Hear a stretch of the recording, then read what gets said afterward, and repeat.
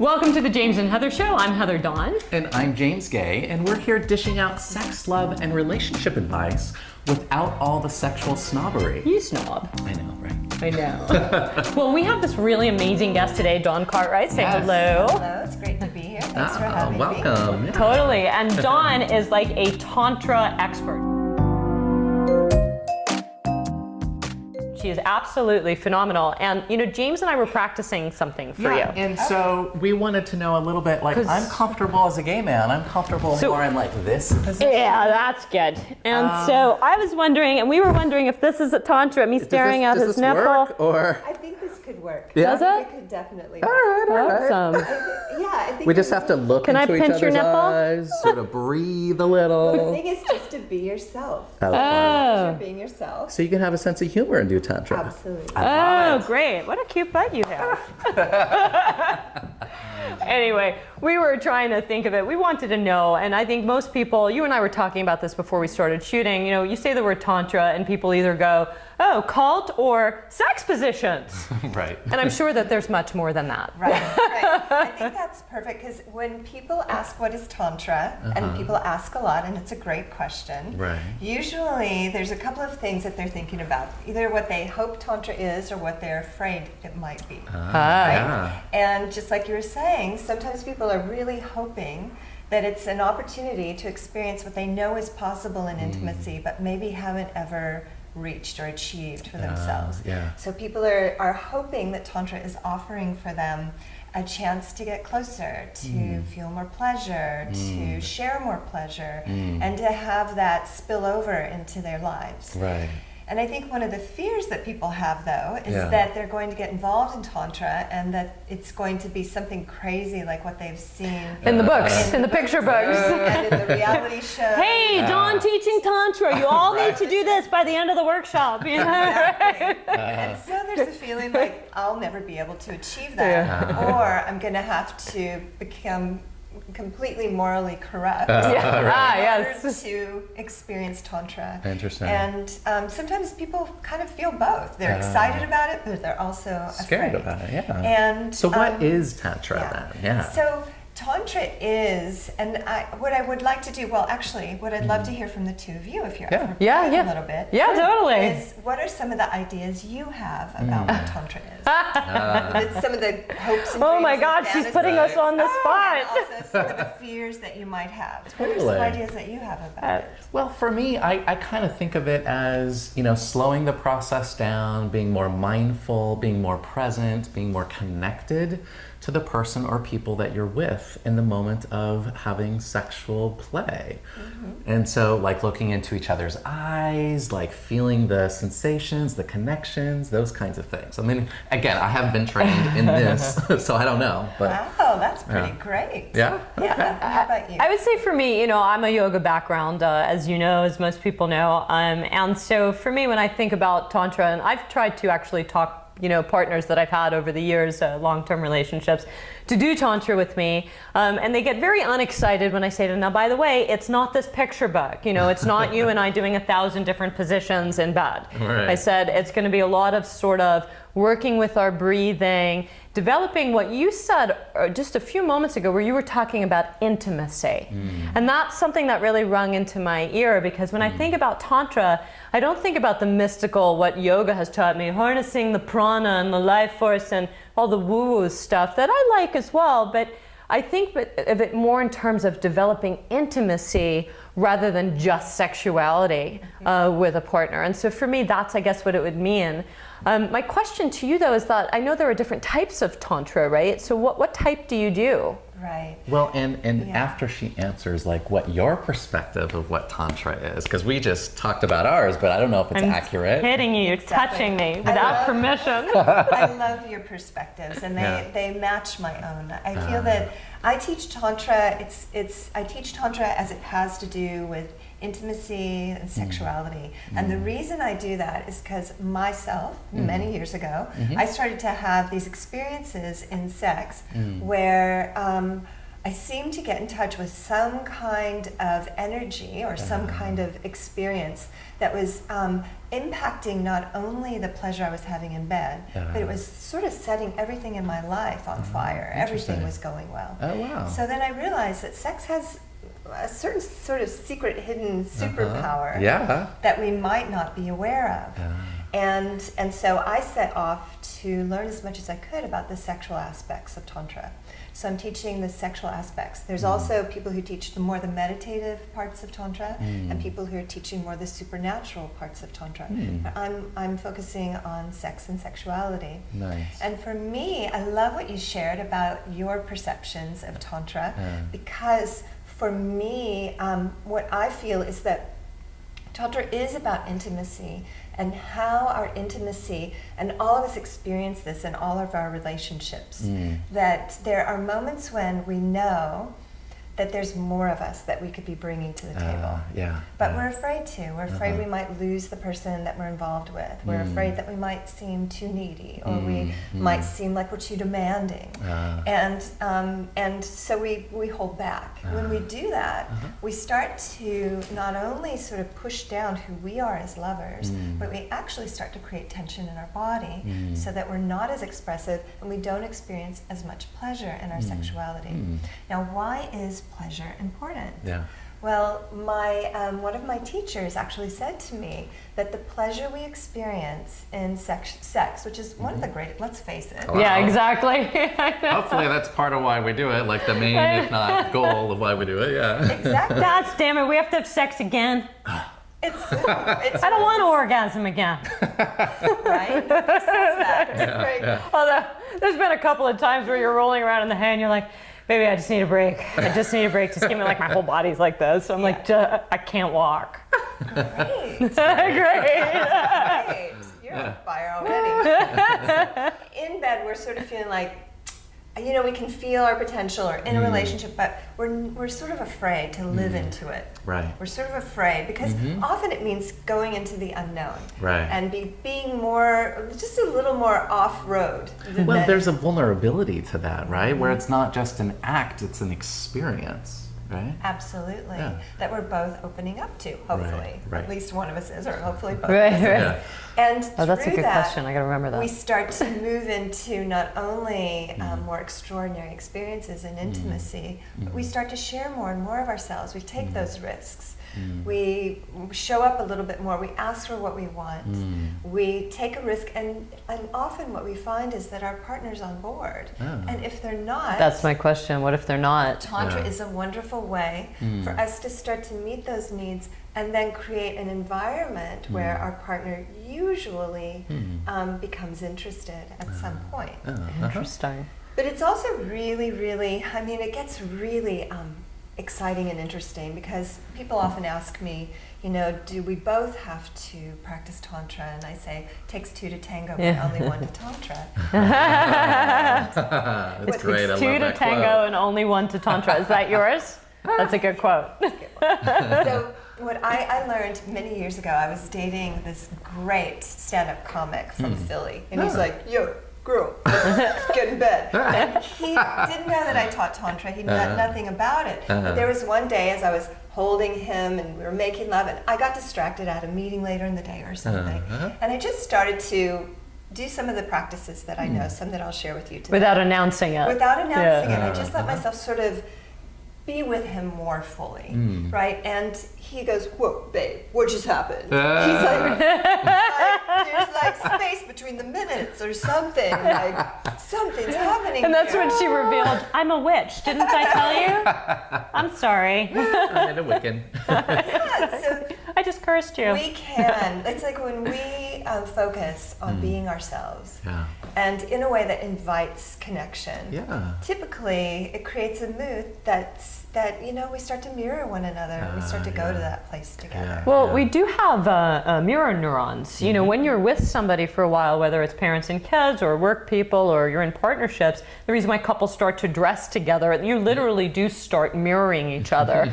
I've even seen it, like I've been sitting down with like my mom or my dad, and then my stepmom will be like, with both of my dad and I, or my mom will be, or my brother and I will be sitting there because you just have the same, you have mirroring neurons, and you literally do start to mirror each other. And so, well, and the more that one person opens up to this kind of opportunity, it's an invitation for the other person to do it, whether they choose to or not, right? Absolutely. Yeah. And even if you're not practicing Tantra, if your partner is becoming more and more open to you because they are, it's a win-win. Both people are winning. Right. What would be an example of a tantric exercise? Like something easy? I mean, because James, unless you want to get naked for us. We can have Tantra sex, probably not on camera.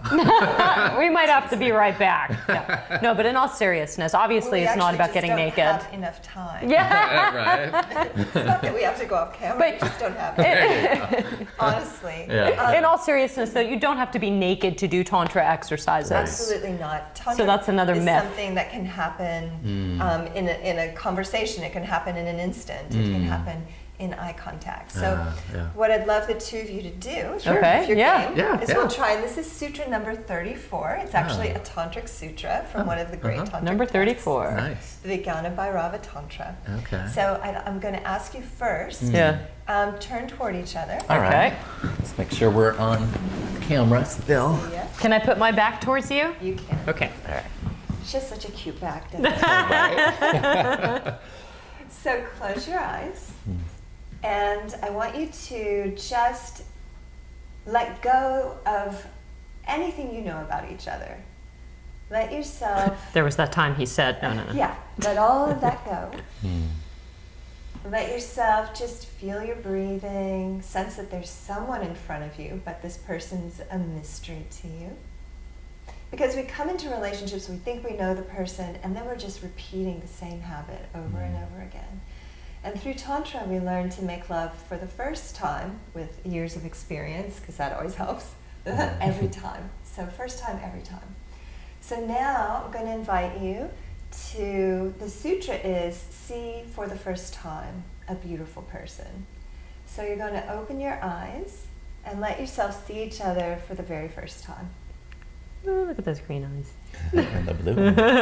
Yeah, so just imagine you've never seen this person. They are a complete mystery. Yeah, I actually just really tuned into the color of his eyes for the first time. Little hazel, right? Yeah. And notice what you feel. Yeah, noticing different details. What do you feel when you look at each other for the first time? What's it like? I feel appreciation. Really? Yeah. I feel like I've known you forever. Yeah. Like, yeah. And what are the emotions that you're feeling? excitement for me, a little sadness. That's that damn empath in me. Right. A little gratitude, little, closeness, connection, familiarity. Oh, familiarity is a good one. Yeah. Great. And then close your eyes. And just notice where that all lands in you. Notice how it changed the atmosphere in the studio here even. It's a little bit different now, a little more real. Not that it wasn't real before, but it's like, we're getting real. Yeah. Kind of like, we're getting real. And this is, so you can open your eyes. Thank you. Yeah. So this is what I think we're longing for, but also terrified of. Yeah. Right? Yeah. Intimacy, vulnerability, honesty. Yeah, right. Yeah. Just slowing it down enough to notice what's going on internally and in relation, to someone else. Yeah. And can Tantra be done like with friends like this, or does it always, Absolutely. So it doesn't have to be a sexual partner. I think this is one of the misconceptions about Tantra, is the belief that it's a sexual practice.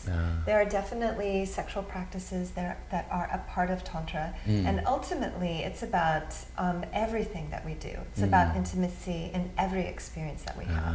And so it's a way, like, the difference between when you're really scattered and you're trying to do a project at work, and when you're really focused and you slow down and you give yourself time to really dig in and get real. That's pretty much both yours and my energy. Right. Scattered, focused. Little complementary system. Which is why we work well together. Well, they say that when we do that, we're accessing, sometimes they say we're accessing the energy field of our hearts.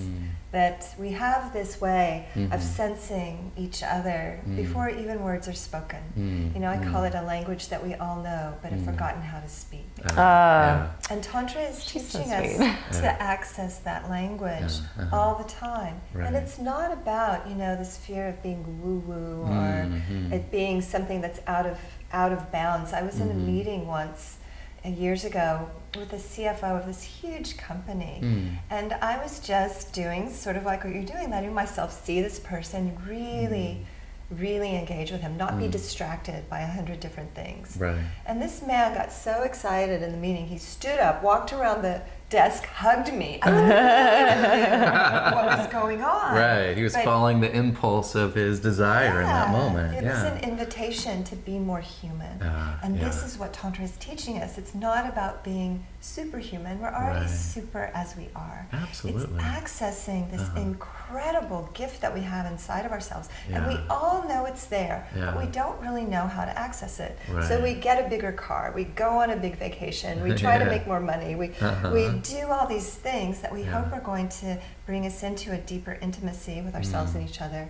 And it's actually a lot simpler than people might imagine. Right. Well, and it sounds like this is something that's applicable to people of all different gender identities, sexual orientations. Absolutely. I imagine also not just in relationship with another, but in relationship with ourselves too. Right.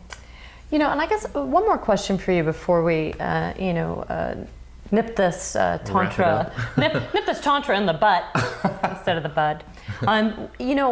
There's obviously a huge history of Tantra dating back.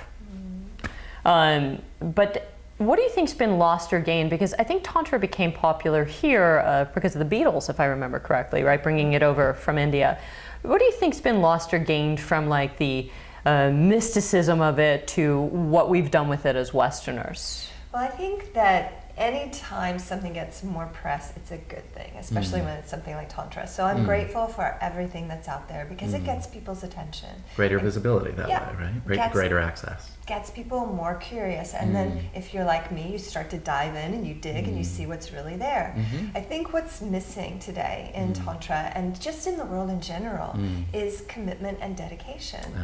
Everybody is so busy and has so many things going on. Right. So someone might go to a Tantra workshop or attend a Tantra class and they're like, okay, I learned the positions, I learned how to look into her eyes, I learned how to I'm a master. I checked off the list. Right. And in the cultures in the East, Tantra is a lifelong pursuit that only gets more beautiful and deep as time goes on. Right. So I think that these days we're looking for ticking something off the list. I learned the technique. We see things. It's very cognitive and intellectual, but it's not really absorbed and lived and breathed like the way we shower, brush our teeth. It's like it's not a habit. It's not integrated into a living experience. Well, and also, yes, and it's inviting us to actually really live life, to understand that being in a rush and having goals and accomplishments is one part of life. But there's another part of life, again, the language we all know, but have forgotten how to speak, that we're sensing, we're hungry for it, we're longing for it. And many people don't get that until they're about to complete their life. That's when everything has meaning. Right. But I've been practicing for 24 years. Some of the things that are happening for me now, 24 years ago, I would have thought that's impossible, or I would have thought that's boring. There's a peacefulness, there's an equanimity in life. There's this beauty of appreciation of the smaller things.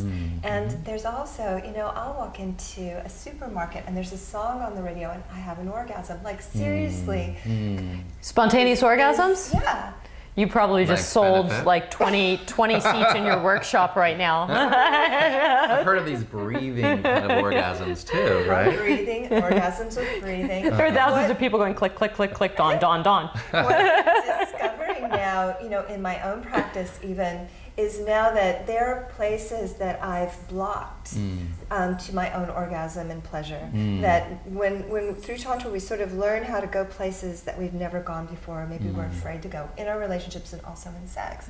And at some point in my life, years ago, I closed a door to a very specific part of my clitoris. And now that I'm aware of that through these practices. You have greater access to that kind of which pleasure. means then I have more of me to share in my relationship, not just that part of the clitoris, Right. but that whatever that emotional Disconnect or now disconnect connect. was, is now available and Right. now possible for us to be intimate in that place. Amazing. Wow. So how can people learn more about this and access your workshops and products and services that you have? Great.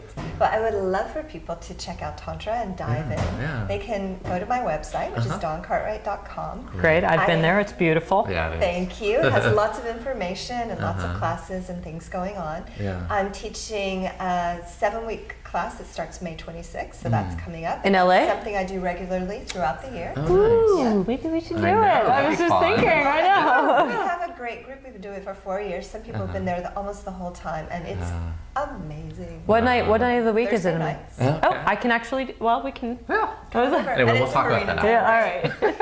And I have August 13th and 14th. I have an Intro to Tantra weekend in Santa Monica. Oh, how great. And then come to Ireland with me in October. I teach 6 nights in the wilds of the Irish mountains. Wow. Wow. So you're all over the country, all over the world, lots of different workshops. Yeah, right? Tantra is growing. I think Yeah. this desire for sex to be very Intimate. real, like Yeah. to get real. Yeah, to be in sex present, right? Yeah.